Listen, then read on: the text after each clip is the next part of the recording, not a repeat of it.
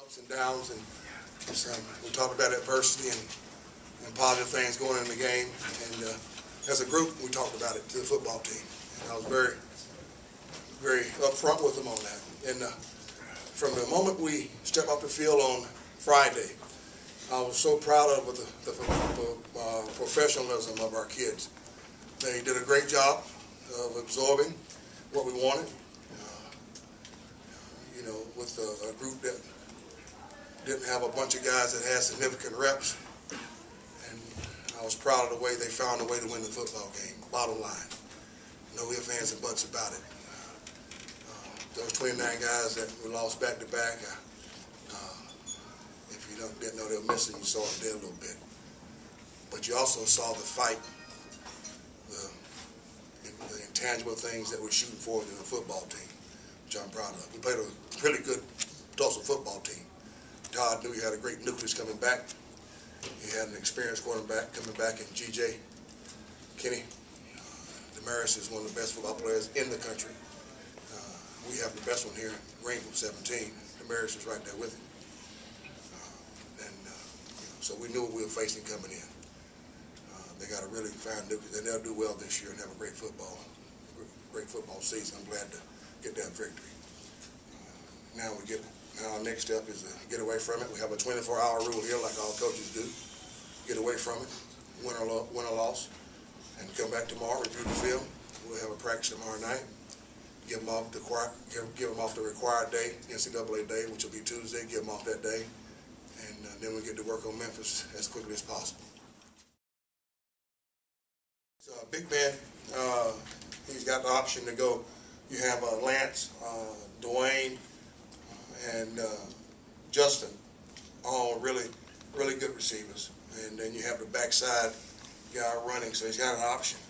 And Justin is 6'8", 262, and just like a Great Dane, but you see him, but he's very special. He'll be a really special player for us.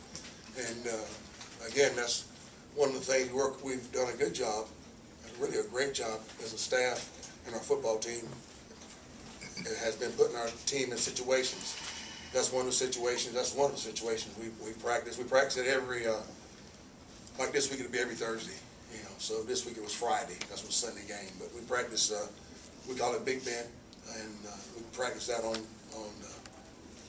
the Friday before. The 2-minute drive, well, less than 2-minute drive, the minute 20 drive, we had about that on the, that's about what we figured, if you check back to the Texas game a couple years ago with the Crabtree deal, it was about that much time on it. So yeah, we'll feel with one time out, we can move it about 80, so, and hopefully one time out, progress that way. So I knew we had enough time on the clock. Joe's got that 15, 18-yard turn in there. If he makes that, it's a little bit shorter throw than that. I'm not going to say that, but I was proud of the victory. Very proud of the win. He has some learning things that he can grow from today, which Lincoln will do a great job of that with him. But I was proud of Dominique. I was proud of our offensive line. They did a good job in this offense. This is the first, you guys, you got to remember now, this is the first live football game this team has played with this offense, this defense, and this special team with a whole new staff. And lost 29 guys from a back-to-back championship team. So I was proud of that. And proud of the victory for our team, our university. Dominique, I was proud of Dominique. It was a battle.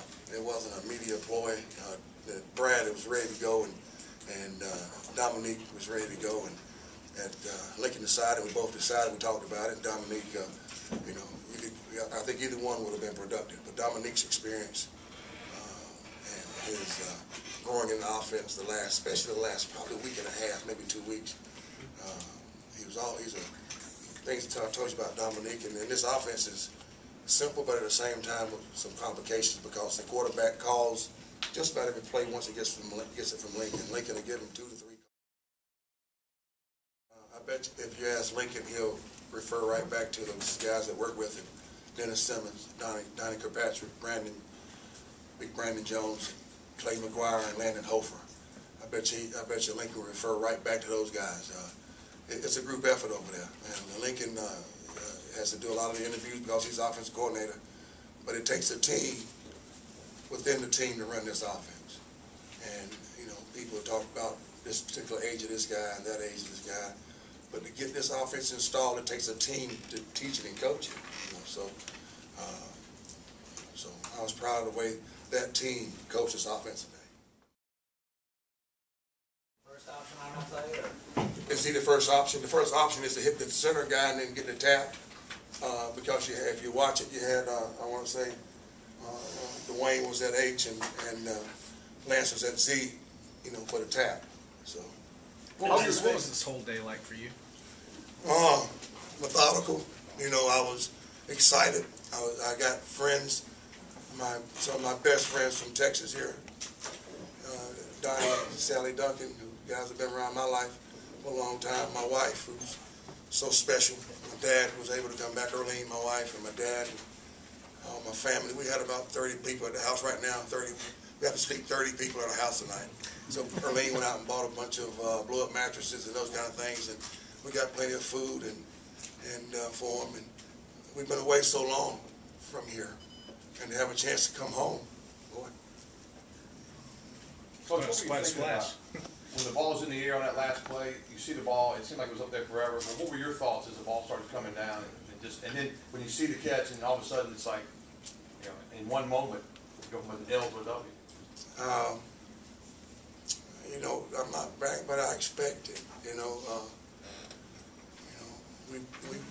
they work hard, but we work hard too. You know, it's never over. We never quit. That'll be the MO of this team. We're never going to quit. We had time on the clock. We had 5 seconds left. We had one timeout. I was trying to save it and get a hurry-up NASCAR play in there quickly, but I told the refs we're going to move faster, you know what I mean, and that tempo will pick up a little bit, but we had to use that timeout, and that would given us probably about 13 more seconds instead of 5 at the end. You know, I felt good about it. I was excited, and I got a lot of confidence in our players. I think it goes with skill on behalf of Tulsa. They came back with an experienced quarterback, which you saw today what an experienced quarterback can do. Wait till Dominique gets games and reps on his belt. GJ's been that quarterback for a while. He's had Demarius to throw to for a while. He's had Charles Clay to run the football. He's had that unit in Nucleus to run the football. My credit goes to Todd and his offensive staff first. You know, we had 2 returning guys coming from last year's defense. We got 2 guys. You know, I can't hide it or shake it any more than that. You know, we have Emmanuel Davis and Travis Simmons. That's who the 2 guys that were coming back from last year's back-to-back championship team. We know we had to start 9 new guys, and 3 of our starting defensive tackles were out today. Jimmy Booth, Mikael Brooks, and Antonio Allison. So, I mean, I didn't make a big deal out of that, and I'm not now, but because we're a family, we're family here, so, you know, we're missing 3 tackles today. We'll have them back next week. So, you know, the key to any defense is inside, and we'll have those guys back hopefully next week, but my hat first goes off to Tulsa, but at the same time, you know, we got a team that just watch and grow here, and when we have the same conversation, you'll see it. Brian Mitchell, John Wiley, Mark Yellock, and I got time, Tom. I'll take time with them because I've been gone a long time. Y'all don't have to rush. I'll take time. I held y'all up, so I'll stay longer. And Dwayne Price are good football coaches, and you know, I wish we could hurry up their experience. I wish we could hurry up their aging process, but we can't. It only comes through game reps. So most of the credit goes to Tulsa and then inexperience on our guys, but we'll be fine.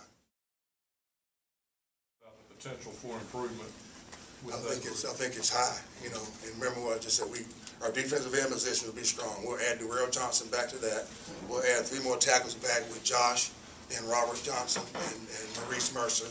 We'll get Mikael Brooks back, Antonio Allison, and also Jimmy Booth back. So that's 3 guys who we were counting on at one point in time starting. So that's where it starts. The experience and development of our linebackers, all the 3 new guys there, that'll take time, but I feel good about that ability there. I really feel good about, you know, even though they have a lot of pride, and if you can see their faces, they felt like they let me down. I'm going, hold time out. No, you didn't let me down. I'm proud of you boys. You know, I am. I mean, that's hard. You know, you're talking about, okay, new starter, significant reps, first game, packed house, national TV, wow. You know, 18, 19, 20-year-old, you know, so, you know, we've been their age, we've never been ours, so I try to remember that, but I'm very patient with them. You know, that's great. That's a good question. It'll be a good teaching tool when we go into the film room tomorrow. It's easy to teach after a win, obviously. You know, I've had to teach after a loss. That's not tough. That's very tough. So to teach after a win would be great. And you know, but for a young team with a group of guys who got significant reps, you saw a lot of guys today on defense take more reps today than they may have in their whole career. You know, besides Travis and Emmanuel. But everybody else, Blacknall, Bradley, even Josh. Josh been around a long time. Josh probably had more reps today than he's had in his career, maybe. You know, I'm just taking a guess. Marquis, you know, Robert, those guys. So you got a group of guys on defense and offense that took more reps today, significant reps, than they had their whole career.